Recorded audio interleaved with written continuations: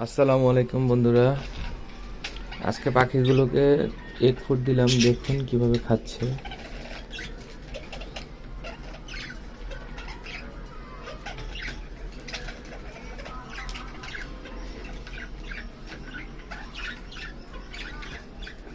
ডিম সিদ্ধ আর পিস রুটি দিয়ে এগ ফুড তৈরি করা হয়েছে।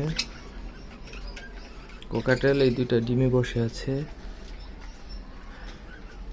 এখানে লাভবার্ড ফিমেলটা ডিম পারে না এখনো, মেলটা খাচ্ছে। এই জায়গায় ওদের 6টা বাচ্চা হয়েছে। দেখুন কিভাবে খাচ্ছে।